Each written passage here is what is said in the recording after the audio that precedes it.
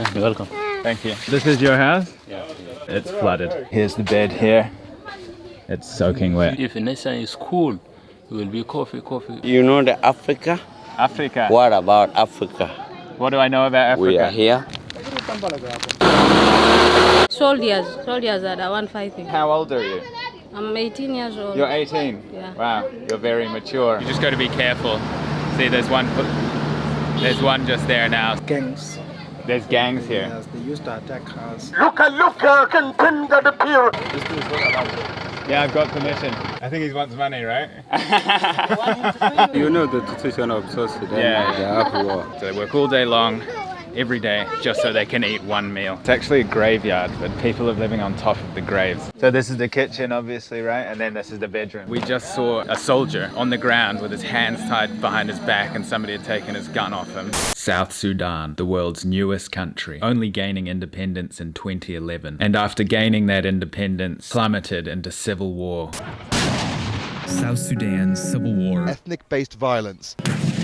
400,000 died. 4 million were displaced. That civil war has now led to the near collapse of the country. Although fighting has died down in some areas of the country, it continues to rage on in others. Hunger and malnutrition rife throughout the country. South Sudan is the world's most dangerous country for an aid worker. South Sudan is the most violent place in the world for aid workers, with humanitarians constantly being targeted. Tribal violence occurs every single day. Flooding has absolutely ravaged the country. The people who live here have never experienced anything like this. My house is still underwater. Vast areas lie underwater. I've wanted to go to South Sudan for a long time. This trip has been 2 years in the making. The world's youngest country is tearing itself apart. Civil war has torn the world's youngest country apart. So I can live and die here like this. Rapid descent into civil war has broken. But there isn't much the US or its allies can do.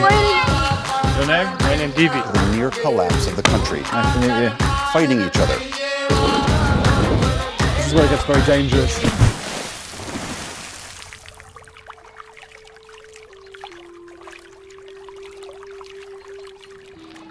Welcome back to Juba, capital city of South Sudan here. Today we're going to go through the town, have a look around the city, some different areas. Later we're going to go to this big slum camp area where people are basically fleeing from violence. But for now we're going to go explore the city, see what this relatively undocumented country has to offer.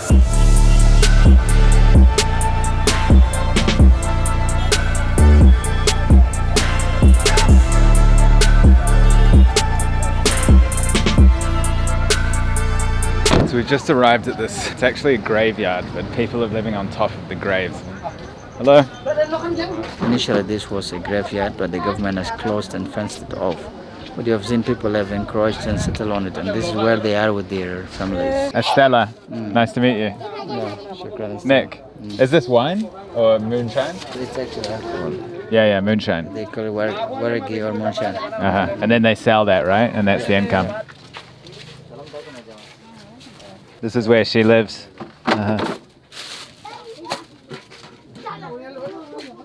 Thank you, shukran. Shukran. So this is the kitchen, obviously, right? And then this is the bedroom.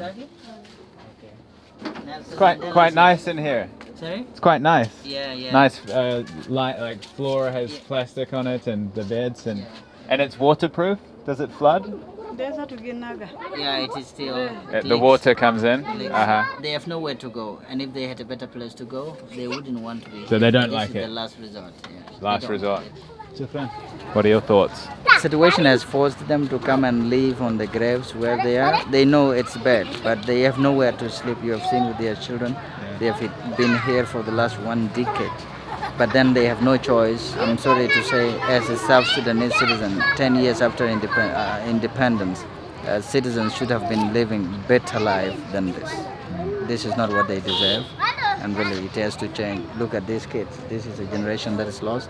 They're not going to school. They don't know any other better life outside of the cemetery where they live with their parents.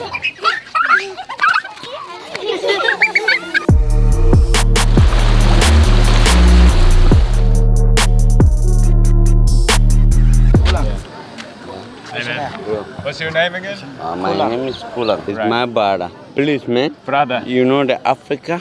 Africa. What about Africa? What do I know about Africa? We are here. Yeah. I love my home. Yeah? I'm from Juba. Okay. You know? Great man. Nice to meet you. Thanks.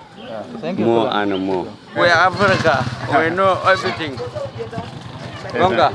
Ciao. We are the family. Okay, so we've arrived at this riverside area, but we just saw a soldier on the ground with his hands tied behind his back, and somebody had taken his gun off him. They were holding the AK-47. It was civilians had taken a weapon off a soldier and tied him down because he was wasted drunk and like threatening people apparently with his guns. So it's just super intense. Yeah, I've got permission. We have permission.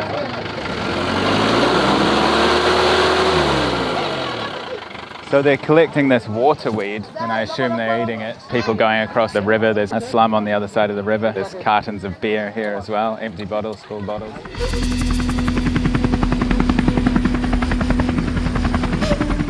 For 2,000. 4 for 2,000. Yeah, for 2,000. Okay, and did you catch these fish? Eh? You catching from the river? Yeah. River?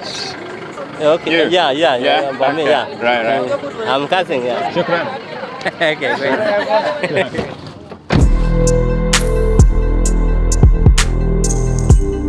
We had to get out of that place because although it seemed calm, apparently there's lots of undercover agents in there, and what had actually happened there was that soldier had tried to shoot a colleague of his and he was drunk, like I said, and they had to pin him down and tie him up. Then this car showed up and thought that we were there to film what had happened, but it was just a coincidence. There's lots of plainclothes people around that you don't know what they actually do for a job. Sometimes you'll see soldiers driving super fast down the street, beeping and clearing the road, then like a convoy of like 8 brand new Toyota Land Cruisers, the highest versions of them. And there's soldiers everywhere here, but yeah, you just got to be careful.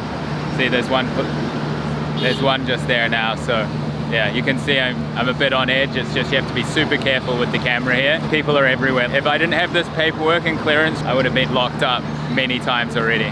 Anyway, can't talk for too long, gotta move on.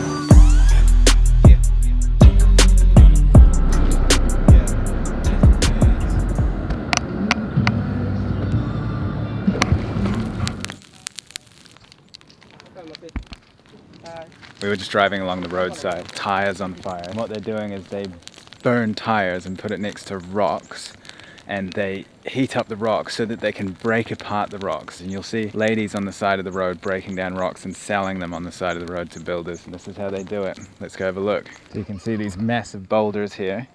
So they'll start them like that, and then you can see they're breaking it apart. And this is all metal from the tires. And then they'll break them into smaller pieces and they'll keep breaking them down. Look at all the metal from the tires. So much rubber burning. So this guy's burning the rubber from the tires to get the bead of the tire, the metal.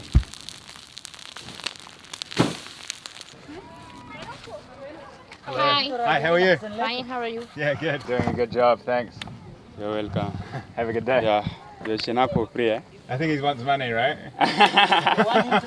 No, I'm just... Are you joking? I'm just joking, yeah. Thanks, man. So you see that area with the white houses? That's the slum camp that I was talking about earlier. That's what you're going to see later. It's going to be pretty heavy, I think. How is life here? We hate South Sudan because people are fighting a lot. People are hearing guns. Do you hear guns a lot? Yeah. In Juba? And they are killing people. That's why we hate South Sudan. If we have a scholarship, we need to go from this country. You want to leave? Yeah, we need to leave the country. And many people want to leave? And many people, a lot of people want to leave this country because we have no peace. Do you think South Sudan will get better or no? It will not get better. There is a lot of corruption in the country. Oh, okay. Yeah. Tribalism. Tribalism. People don't love each other. Don't love each other? Yes.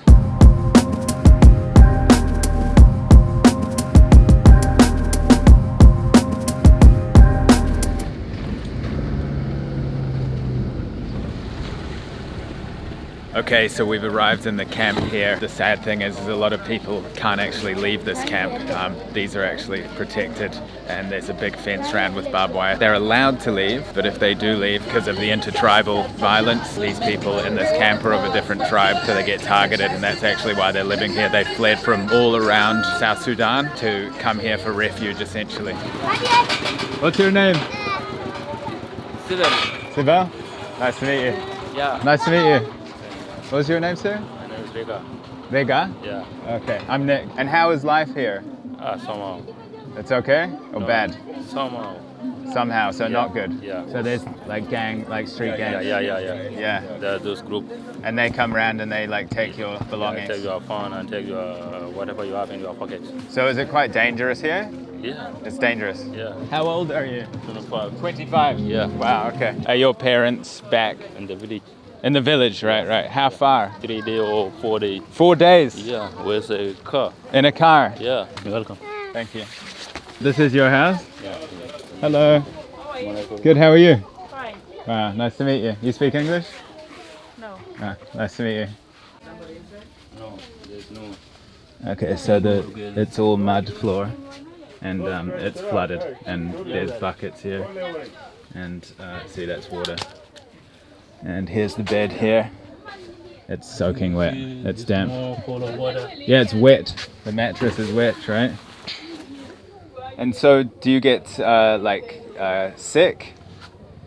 Like you coughing from? Yeah. If next time is cool, it will be more coffee and ice. Right. Because of this situation. Yeah. And what's the wood for here? Are you selling this wood? Renew this house. Okay, so you're working and you buy this wood to fix your house. Yeah. Okay. I don't know where I get this one for. Yeah, you need new plastic, right? Yeah. Yeah, because the water comes through and like there's this bucket over here. And where did you get the bed from? From market. Market? Yeah, see in 2018. In 2018 you bought this mattress. How much did it cost? This one. Yeah. 40,000. 40,000. Okay. And then this one 30,000.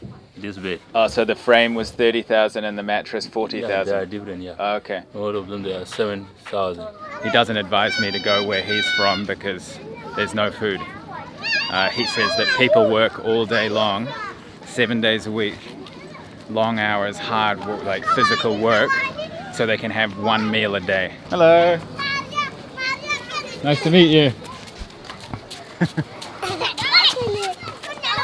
All the kids. Hi. Bye-bye. As you can probably tell, this is basically a refugee camp for people from South Sudan to be protected. It's actually called a Protection of Citizen Camp, POC. So people who are in risk of armed groups attacking them, they come here in their own country. It's pretty grim, but the kids are, hello. They're very smiley, but obviously you've heard they're going through absolute nightmare of a situation. So we've come to a local butcher here in the camp. Who's the main market? Can everybody afford meat here? People try to get meat, but not everyone can afford, as you know. What is life like living in this camp? Is it difficult or is it pleasant?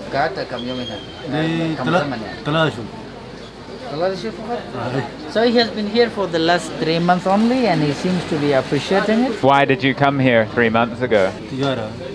He only came as a businessman. Okay, so it's purely business. It's purely business. Right. He's not an IDP himself. Okay. He's a businessman. Shukran. All right. So we've drawn quite the audience, as you can see, but we're here with Kankil. Is that right? Yes. And how old are you, Kankil? I'm 20 years old. 20? Yeah. Right. You're quite tall. Yeah. Tall man. Yeah. And how long have you lived in this camp for? I have 12 years. How long? 12? Yeah. 12 years? Yes. And can you leave the camp? Can you go out into the city? No. No. Yeah. Why? But because I don't have a transport for going there. Is it dangerous? And the situation is very worse. You know the situation of South Sudan. Yeah. They have war. It's dangerous, yeah. And do you hope to go back to your village or your town one day? I want to go to our area there, but the situation is not good there. So you have to stay because it's just too dangerous to leave? Yes. What's life like in this camp? But the life is calm, but it's not good. Not good? Yeah, it's not good. Why? What's bad? Because now we see around us, now we are not topless. You're hungry? Yes. Right. You know me, I'm very thin. You're skinny? Because it's never good. Yeah. And you're a tall guy? Yeah. That is why. Right, and are you with your family or alone? It's me alone. Just you? Yes. Thank you for your time. Appreciate it. Good luck.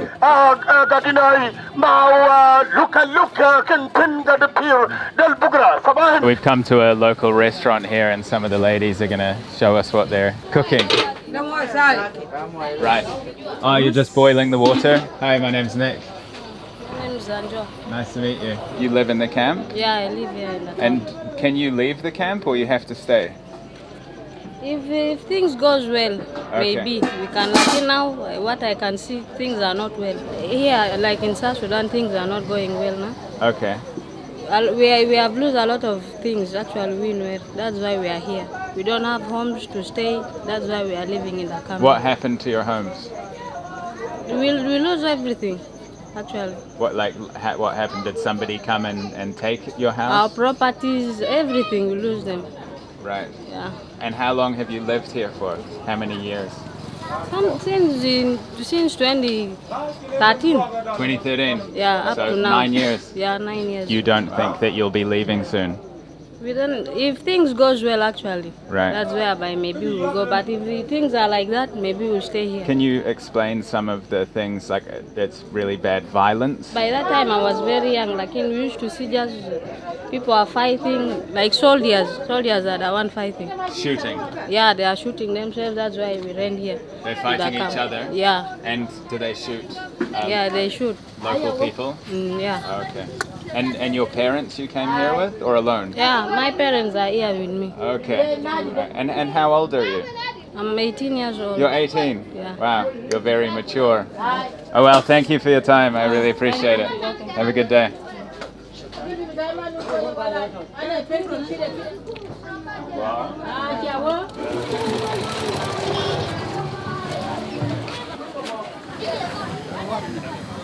You take your time. I don't want to rush you. Yeah.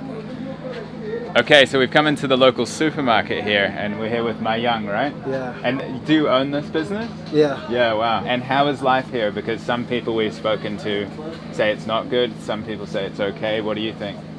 So sometimes there is a some difficult issue with those gangs. There's gangs here? Yes, they used to attack us to take all this. What, like, are they young boys or? Young boys, yeah. When they come, they try to take some here. They rob you? Yeah. If you tell them I don't have it, they try to fight you. And try to fight you? Anyway, if you make a business, you compromise. I brought these things from market. We faced many difficulties on the roads. Any checkpoint, we used I used to pay them the tax. Like bribe? Yes. Yeah. To fast my things. If I don't pay, they detain them. They take your goods? They take my things. And are you from South Sudan originally? South Sudan. Yeah. From Juba or? I'm a South Sudanese. Yeah. You're very, like, South Sudanese people are very tall, right? Yeah. Like tallest people in the world. It's amazing, yeah. I feel like this tall right now. It's amazing, yeah. Many people in the world don't know much about South Sudan, you know, because we don't hear about much, you know, in Europe or America. So what's life like here? Is it good or is it bad or is it in between? Since the crisis began in South Sudan, the life is totally changed. Changed for the worse? Yes. Okay. For the last 10 or so years, yes. It's been bad? Yeah. Right. Life is too difficult. And do you think it'll get better or no? No. No, worse? Worse. Keep going down? Yes. Oh, really? You're sure? I'm sure. 100%? Okay. And what needs to change for that not to happen? The only thing we need is a peace. Peace? Yeah. No more fighting? No more fighting. Violence? Yeah. Thank you so much for your time. I appreciate it. Yeah. Thanks, mate. Okay. Thank you. Appreciate it. Thank you, sir.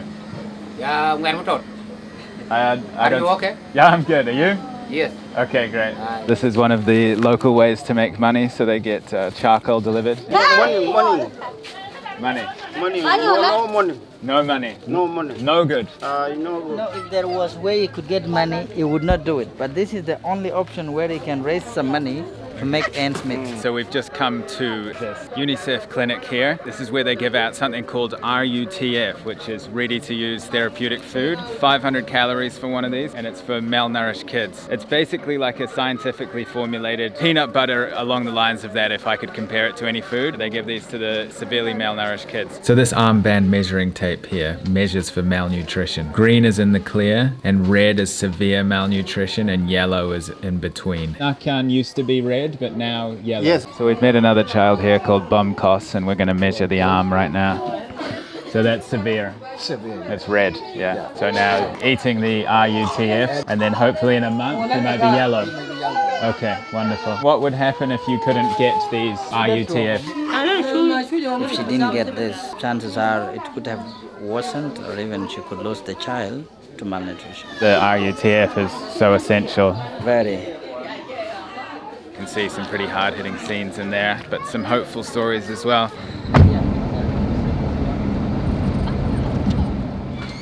Okay, so we've come into this hospital area, which is actually for children who are facing severe malnutrition, but with added medical issues.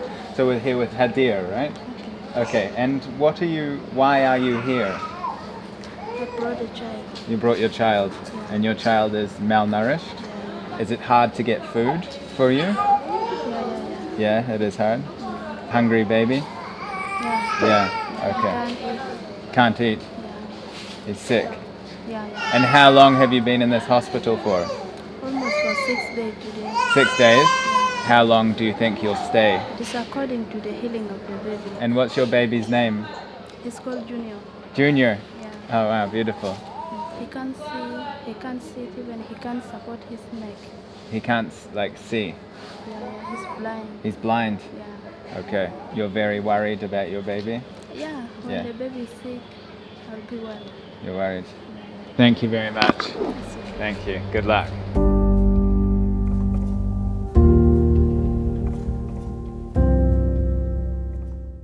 We're here with Powell, and you're you're the main surgeon in this hospital here. Yeah. How important is the RUTF in the children's life? It's really very nutritious and high protein calories, magnificent. Like it does magic. Right. Yeah. The magical potion. Yeah. You see them, they come skinny, skin on bone, and then you discharge them when they're stabilized, and then after 2-3 months, you can't believe them. Wow. Running, joyful, and all these things. Amazing. So it's really wonderful. Changes lives. Saves lives. Yes. What's it like in South Sudan? Like, can you just let me know the situation generally? South Sudan is a new country, but yet we have hardship. But with time we shall overcome them. You're hopeful? Yeah, I'm very hopeful. That's beautiful. Yes, without hope there is no reason to live. You can come and visit South Sudan. It's not that insecure as it's being projected. All people are friendly, and you can come and taste our food. South Sudan is lovely people, friendly people, and we really need your help for us to come and stand on our feet. You're a very positive man, Powell. Yes, thank you so much. I appreciate your time. Keep up the great work, saving lives. You're welcome.